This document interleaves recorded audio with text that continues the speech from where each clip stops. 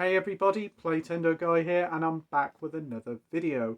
Today I'm bringing you something a little bit different, a movie review, and I'm bringing you my review of the latest in the series of Indiana Jones. Yes, that's Indiana Jones and the Dial of Destiny. Was it any good? Wow, let's get into it.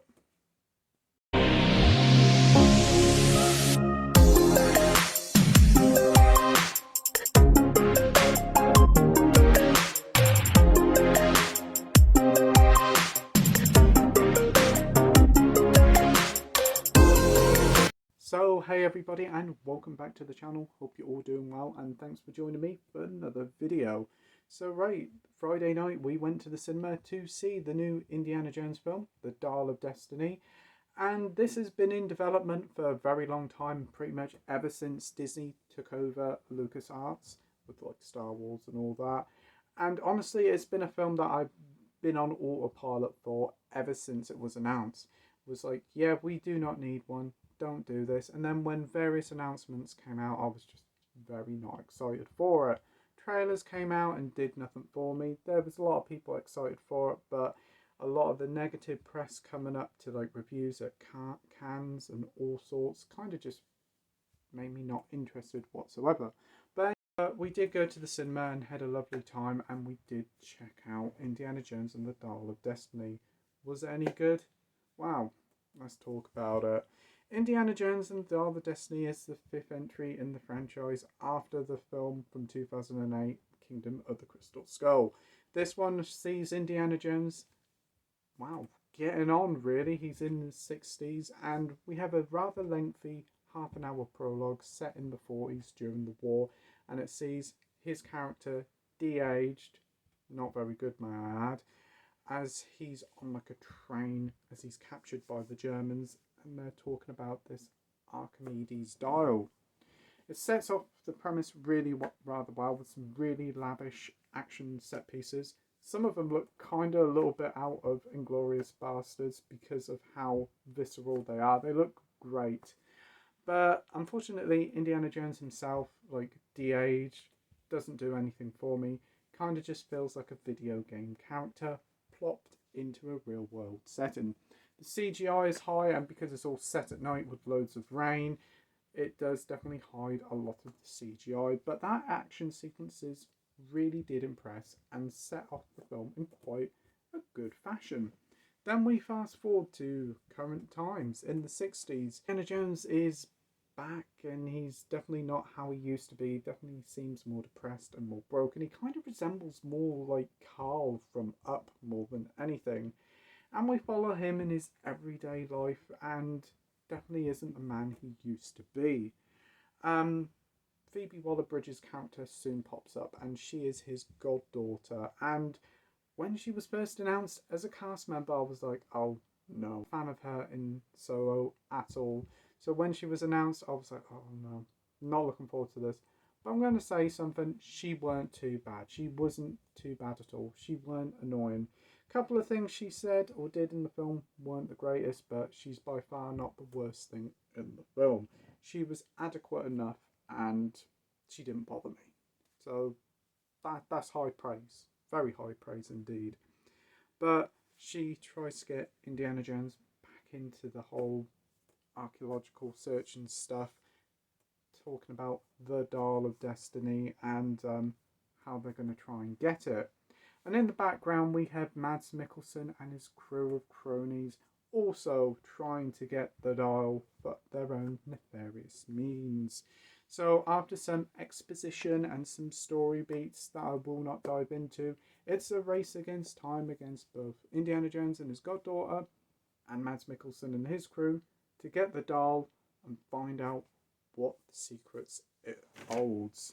As for the story, it's fine. It's nothing special at all. It's just a means to an end, and it's just very typical sort of get a McGubbins to do this, to do that, to do the other, and loads of action set pieces in between. So overall the story was just fine and serviceable. It feels like a very traditional adventure sort of tale. As for Harrison Ford, I thought he was okay in the film, but he definitely felt like he didn't want to be there. His performance felt very reined in, especially compared to how he was in Kingdom of the Crystal Skull. But then again, it's been like 15 years since that film, so I digress. The whole de-age stuff was pretty good, but again, as I said before, it did look very uncanny valley, and it felt like they plopped like a video game character and put him in the real world. It did look very out of place. Phoebe Waller-Bridge was okay as well. I didn't thought she was annoying. I know a lot of people have found her annoying, and I can see why. She definitely was primed to be like an over the mantle to take over Indiana Jones, and she does have the fair share of action set pieces. We also have a supporting cast of characters with a various group of goons and returning faces that I won't spoil. I will say Mads Mikkelsen was pretty good in the film. Mads Mikkelsen is always great in a film, that being said. Even in Fantastic Beasts and the Secrets of Dumbledore, he was probably the only shining light in that absolute dumpster fire. He is great as a villain, and you can tell he's chewing up the scenery as he's there. He doesn't actually have a lot to do action-wise. A lot of his stuff is exposition, but you can tell with every way he says it, he's having a lot of fun, and he's one of the best, like, bankable people to hire to be a villain, because you know you're going to get a good performance with him.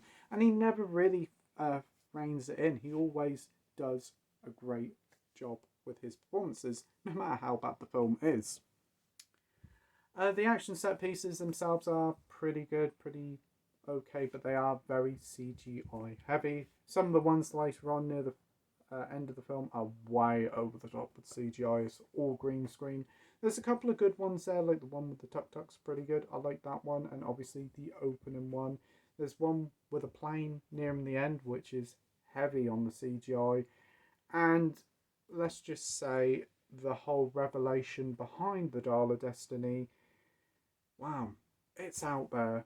If you thought Kingdom of the Crystal Skull was taking it a bit too far, this one takes it far and a bit more. It is ludicrous, more than anything.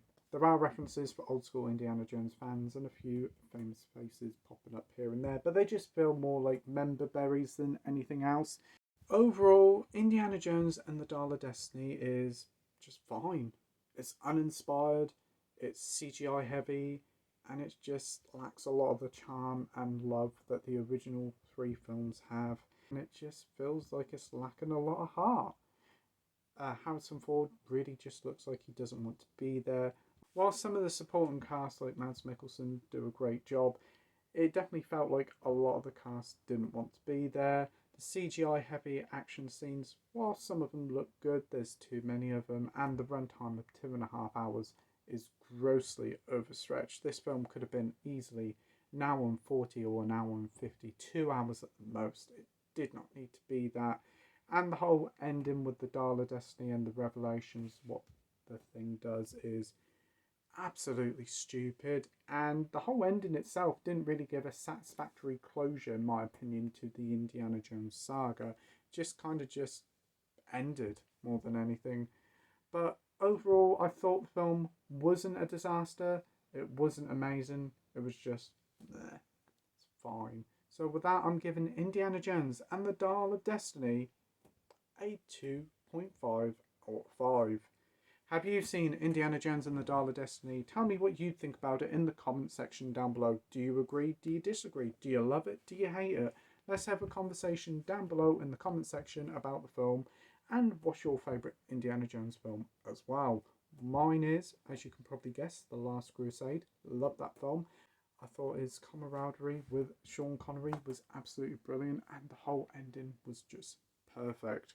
But yeah, talk about all Indiana Jones in the comment section down below. So thanks ever so much for watching my video. I hope you enjoyed it. You stay safe, take care, and I'll see you all on the next video. Bye.